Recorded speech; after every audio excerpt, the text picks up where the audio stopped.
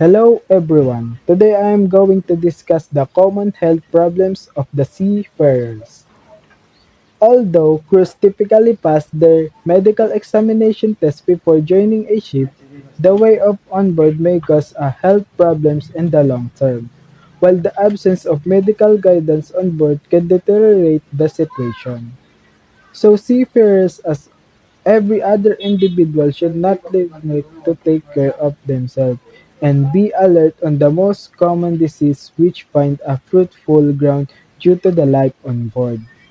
And now you will able to know those common health problems of seafarers. Number 1, sexually transmitted disease or STD. Number 2, hypertension. Number 3, cardiovascular disease or CVD.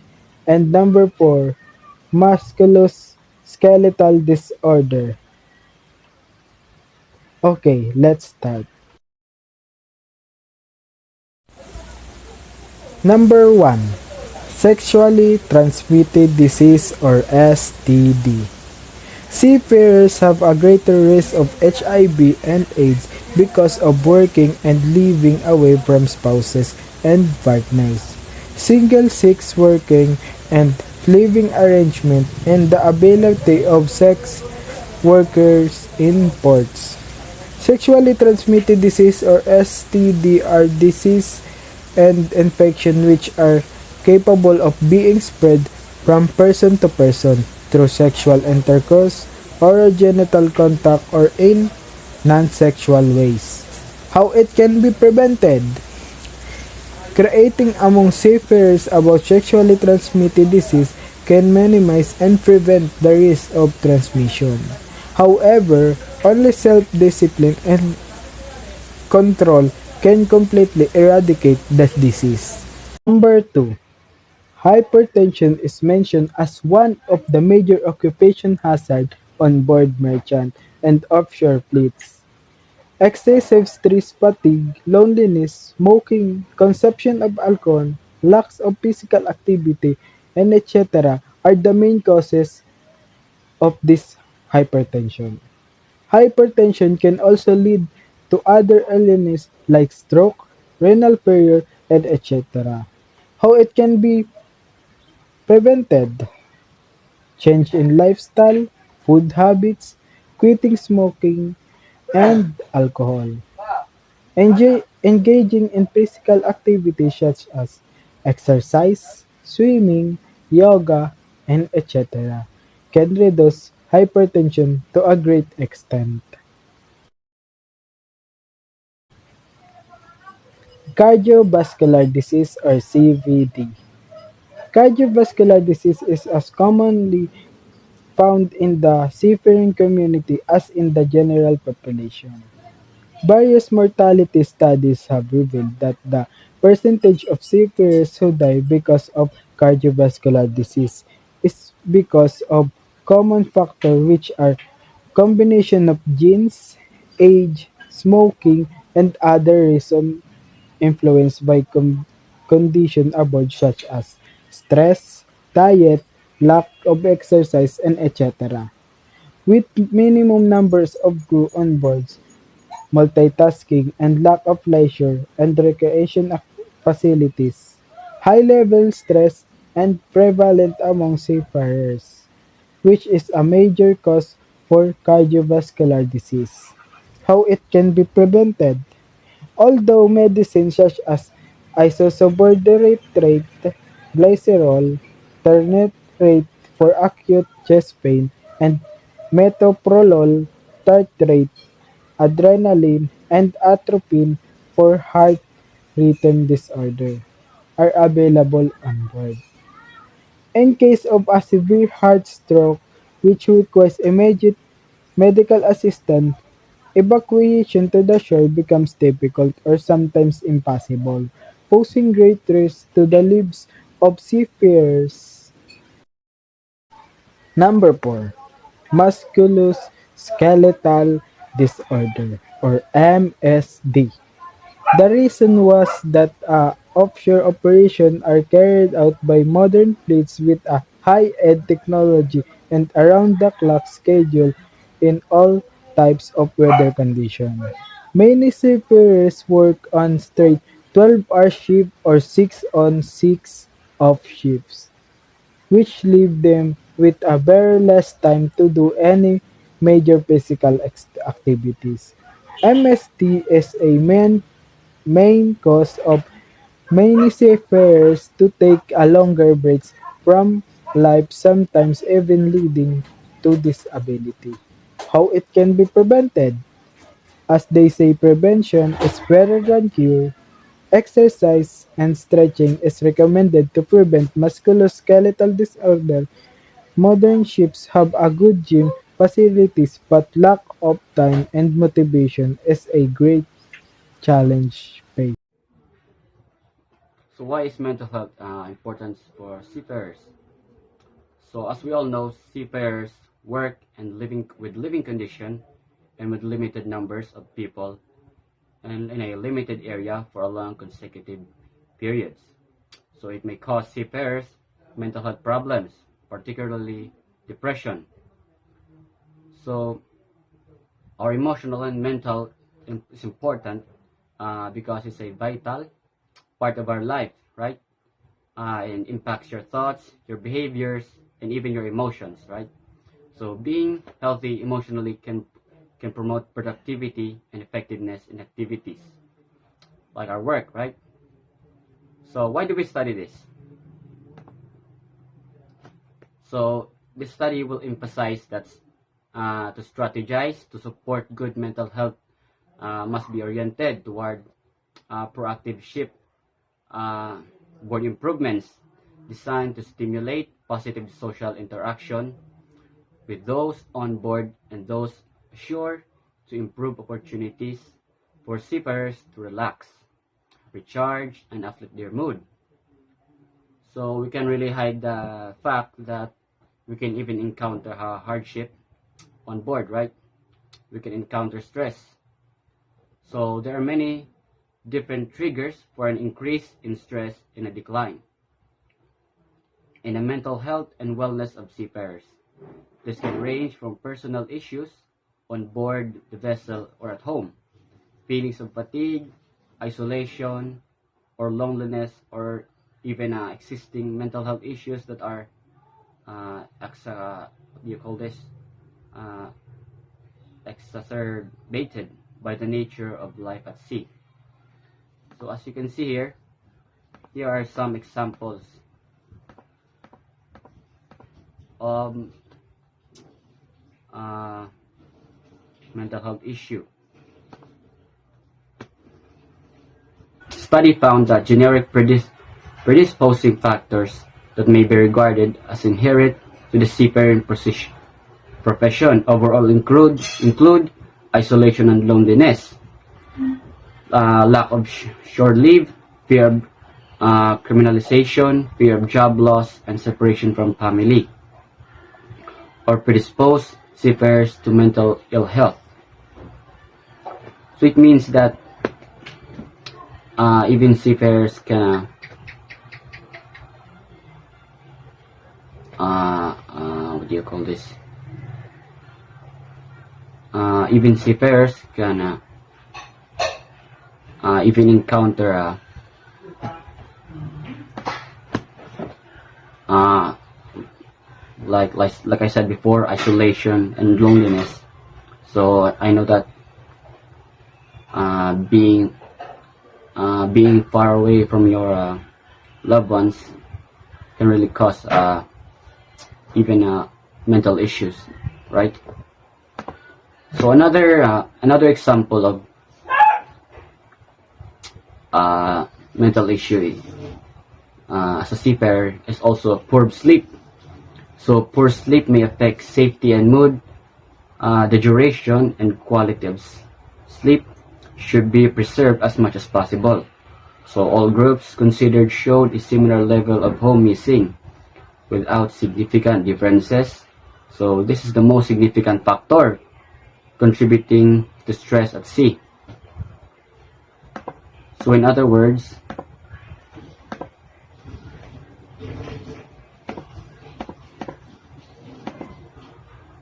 all things that I've said here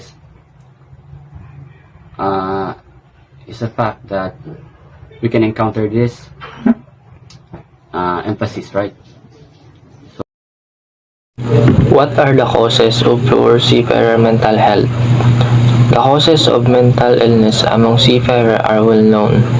The International Committee on Seafarers Welfare Booklet Guidelines for Mental Care on Board Merchant Ships cites stress, harassment, and bullying, anxiety, fatigue, disruptive thinking and behavior, in addiction to alcohol and drugs. To this must be added loneliness, short ship turnaround times, lack of shore leave, separation from spouses and families, job retention, and long working hours. Piracy and criminalization of seafarers are also causes. Loneliness. There is no doubt that loneliness creates problem for seafarers. Loneliness is a seafarer heaviest cross. Nothing that many seafarers are away from home up to 10 months. It's the presence of God and the thought of their families that is awake at sea, especially at night when you're alone on the bridge. What you see is darkness. What you hear is the talk of the waves. Show that the main psychological problems were primarily caused by long periods away from home. Social isolation and its effects on seafarers, the decreased numbers of seamen per ships, and increased automatization. Separation from spouses and families.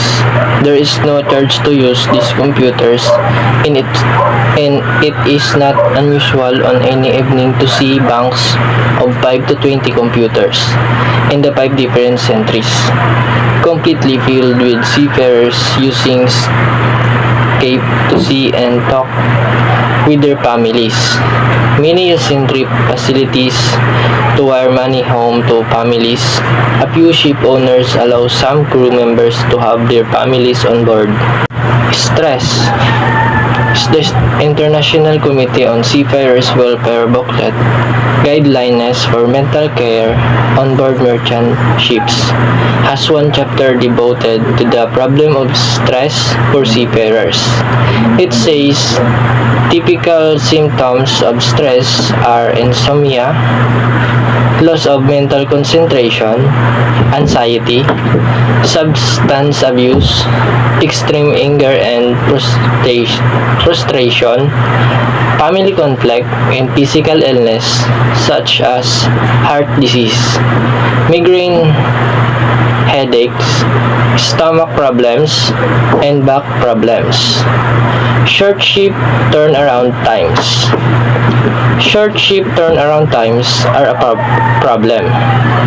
In Melbourne, turnaround times for container ships are not more than 3 days, in most cases less than that.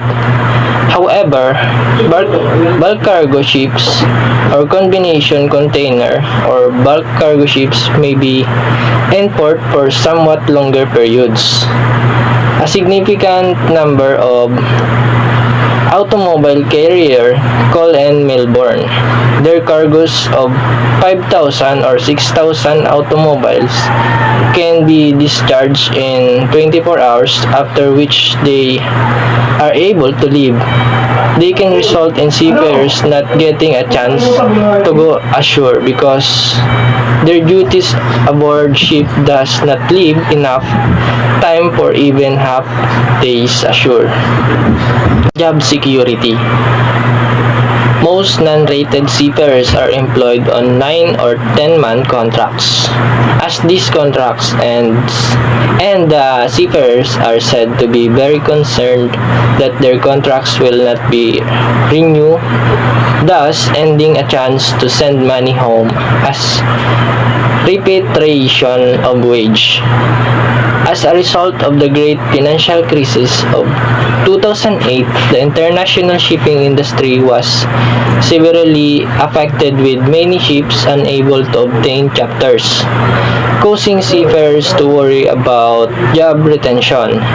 Many ships were tied up, and some in anecdotal accounts said newly contracted container ships were being used as temporary storage warehouses for the surplus of empty containers that accumulated because of the lack of business.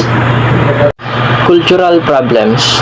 Chaplains and ship visitors often confront the clash of culture and nationalities aboard ship. Certain nationalities should never be put together on the same ship. Racism and abuse are prevalent on many open registry ships today. To compound all of this, the seafarer has to deal with the immense isolation aboard ship. He is gone up for up to 9 months and rarely has an opportunity to contact his family. However, in fairness to ship owners, crew members are now often allowed access to email facilities aboard many ships. This is particularly true of large oil tankers and of ships managed by reputable shipping lines. Abuse. This is about seafarers employed within the sector of merchant shipping, which is regarded as substandard. By substandard, we include ships defective in structure and equipment, and those with low wage and poor working conditions. Very often they are the same vessel.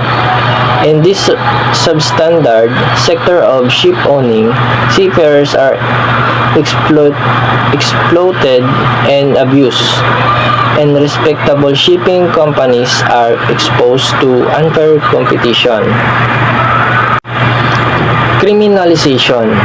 The term criminalization of seafarers is used to describe the treatment of maritime incidents as true crimes. It is also used as a blanket term to describe the denial of procedural and human rights and the investigation and prosecution of those incidents. Many actions against master and ships officers have occurred as a result of oil pollution incidents. Criminally prosecuted for maritime accidents where there has been some negligence, regardless of the fact that such negligence is not considered criminal in the maritime industry. Detained indefinitely within the country, bringing charges against them, held as security or material witnesses till the ship owner or P&I club pays up, held in custody without any access to legal assistance or without being formally convinced of criminal office and denied sure leave for artability reason. Piracy. Cases of depression among seafarers subsequently released by pirates after a ransom has been paid are common.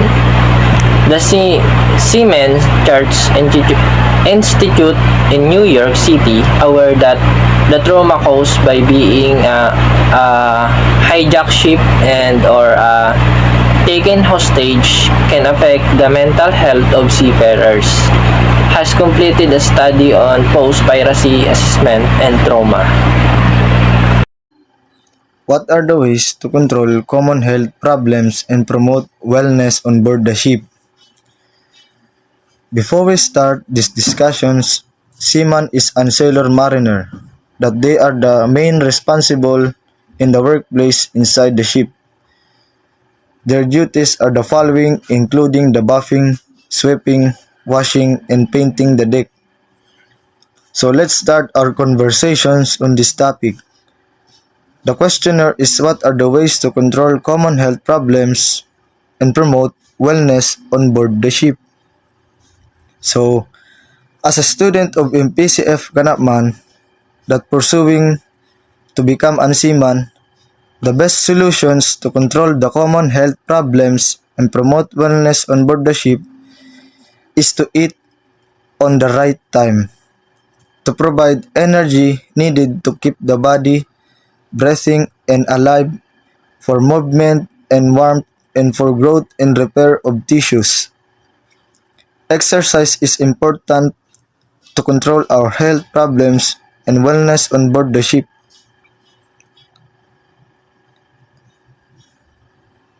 Exercise makes people both physically and mentally stronger, while it brings massive mental benefit too. People who exercise, number one, are more balanced and experience less stress and anxiety. Number two, keep weight under control. Number three, their digestion improves. Number four, their blood sugar stabilizes. Number five, their sleep improves. And number six, are more concentrated and self-confident.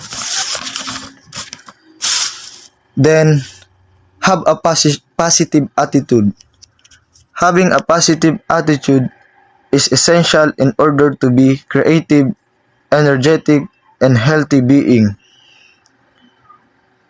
Being negative not only hides our own efforts but also those of others. Furthermore, positive attitude means positive emotions are essential to our health. Stay hydrated. To stay hydrated, you need more than water. Get to know the foods and electrolytes that will keep you healthy and boost performance, such as sodium, chloride, potassium, calcium, and magnesium. Then, challenge yourself with new goals and activities. Setting new goals is directly linked with motivations. It is about doing everything with love, about discovering the key of self-motivation. Always bear in mind that boredom, stress, fear, and routine are the enemies of well-being. Mental health on board. Mental health is a key issue for every workplace, including seafaring, which is characterized by increased workload and isolation. Who defines mental health? As a state of well-being in which every individual realizes his or her own potential, can cope with the normal stresses of life, can work productively and fruitfully, and is able to make contribution to her or his community. Here's another way to control common health problems and promoting wellness on board the ship. The first one is socialize. Take time for regular tours around the ship and have informal chats. Spend time with others and participate in social life on board. The second one is don't keep problems to yourself. Share your problems with a person close to you, on board or ashore. If you feel lonely, reach out to others. Do something together. This can give anyone a sense of time out and can be a good distraction. The third one is do not neglect the importance of physical wellness. So, eat well. A healthy diet is the ANC to a sense of well-being. Get a quality sleep. Set an alarm at a regular time each day. Avoid computer when you go to bed and use your bed mainly for sleep. And especially exercise. Exercise can clear your thoughts and get into a better state of mind to deal with your problems. The fourth one is identify the source of your stress. Make a list of the things worrying you or talk it over with someone you trust to identify the main causes of stress. Then plan your action. The fifth one is engage with others in a respectful way. A key component of well-being is harmonic coexistence with others. Be respectful and disrespect will be reflected back. If there are any problems, deal with them as soon as possible. Do not tolerate bullying and harassment. The sixth one is do not underestimate the impact of details. You may feel you may feel broken down, but even small things like having an open door to your cabin or watching a movie in the common areas can make a difference to your mental health after a while. And the seventh one is be present. Train yourself on the practice of mindfulness meditation to bring attention to whatever is happening in the present moment. This helps you to manage your stress and find inner peace. The eighth one is take initiatives. Encourage social medias. Encourage social activities on board. Don't wait for others to think of all the good ideas. So the ninth one is take care of others. Reach out to any of your colleges who seems to be feeling down. Even the smallest act can count. Whatever it is, smile. A thank you or a kind word. And the last one is remain vigilant. See the signs to yourself and others. So here's the following factors may indicate a mental health problems. First is change in behavior or mood. Second one is changes in effectiveness at work. The fourth one is inability to focus or make decisions. And the fifth one, change in eating habits. So here's the one who with is excessive alcohol use or drug use. This is much as the seafarer can do for themselves. Always pay attention to the signals your mind and body are giving you and ask for help if you are in a crisis situation. Your safety is a number one priority. How you should maintain healthy lifestyle as a seafarer. Making healthy decisions at all times will help seafarer avoid disease and maintain good health overall.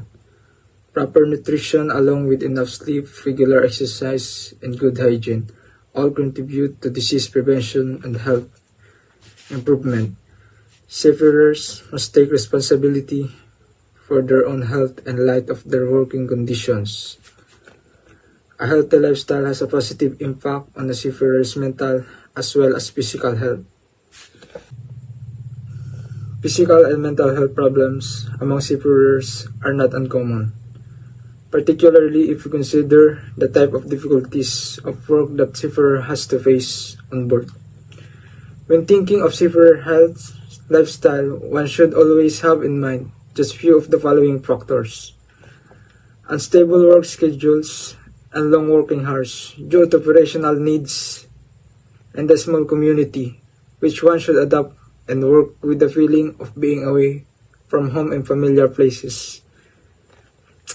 The difficult working environment as well as all hazards are involved. The restricted medical facilities and limited medical supplies, the confined nature of life on board, the climate of the area where the ship is operating. How to keep fit and healthy on board the ship. Staying fit, healthy is really pertinent element of any person. It is especially so for us seafarers who spend a long period of time on board the ship. Being in tip-top health fitness condition allows seafarers to perform their duties efficiently and turn to reduce the risk of accidents and incidents on board. Here are the 10 tips to have a healthy lifestyle as a seafarer. Number 1. Share your problems. Taking about your feelings is a positive step toward good mental health. Try to talk to people you trust about your experience and concern.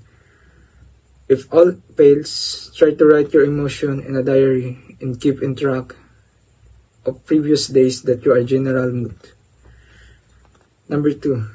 Eat healthy. Make sure you are comfortable with your diet. Number 3. Stay in touch. Friends and family can make you feel included and care for and offer you different view. It's sometimes difficult to keep in touch when you are At C. So write a letter about you are experiencing and post it in the next port. Make remember notes, an important story you want to tell your loved ones. Number 4. Be comfortable in your own skin. We are all different and that's what makes each of us unique. Number 5. Keep fit. Regular exercise not only keeps you physically fit, but can boost your self-esteem and help you concentrate. With sleep, look and feel better. How do you promote and maintain health to the future seafarer? Health promoting intervention among seafarers have to date been limited in scope and their effectiveness is questionable. There is a good knowledge base from the wide range of onshore settings that indicates how best structure health promotion initiative. The maritime sector needs to learn to develop health promotion strategies that can use to the lesson from well-designed and evaluate intervention to other settings. What matters? What matters? Risk to seafarer health, their frequency, severity, variability, and timeline. What works? Available forms of intervention, their relevance, the effectiveness, and timeline. Who cares? Aspiration of seafarers for the better health and well-being. Importance of attached to the better seafarer health by those able to support maritime health promotion and intervention. Collaboration between seafarer and their representative ship owners and health professionals is essential to define answer. Each will be able to make complementary contribution. The answer to the question what matters and what works have both specific components and it is usually best start with a well-defined assessment from the scale of risk and variability of option for intervention. Who cares is a socio-political issue. One of them will be determine whether any initiative has a hope of being successful. The outcome of this collaborative process can form a basis for decision and how best to shape and answer seafarer health promotion initiative. What is health promotion? Health promotion has been defined by the World Health Organization or the WHO on 2005 Bangkok Charter for the Health Promotion in the Globalized World. WHO defines health promotion as the process of enabling people to increase control over their health. Health promotion as defined by the WHO includes health education to improve knowledge about how people may improve their health. Health promotion as defined by the WHO includes health education, securing health promotion behavior, change either the individual level based on personal risk factor. Management, smoking cessation, or more commonly included the whole target population. Development of health promotion supports networks between members of the target group, but also including those they interact with. Seafarer per group initiative on health such as exercise target, family members engagement in diet and exercise programs during leave periods. Provision of measures that assist the group in developing and maintain health promoting behaviors. Development and training of seafarer per group, health education, provision of suitable food on board for those seeking and reduced calorie intake, provision of the onboard exercise equipment and recreational facilities, arrangement for sport events and so on. Environmental working condition modification to reduce risk of health, avoidance of exposure to hazardous working condition, management of working hours to avoid fatigue, empowerment of participants to help them secure support networks on board and ashore, ensure provision of the items such as exercise facilities and healthy food option when on board, and a voice on the management of health risks from maritime working and living condition. How do you promote and maintain health to the future seafarers?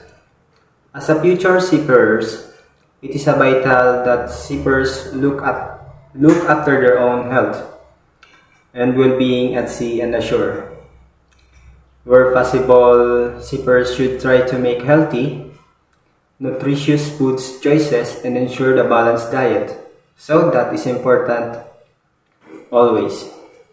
So nutritious foods choices and ensure a balanced diet consisting of carbohydrates, protein, fat, and fiber.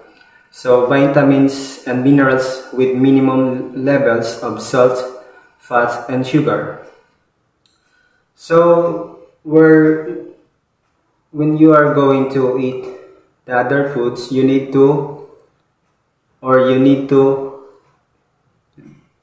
give a limitation. So the easiest way to be sure you're getting this aforesaid nutrients is to eat a variety of foods. Sleep well. So number one important is sleep well. Getting a good night's rest is important on board and that adequate rest of sleep. Regular exercise. Example is push off like that.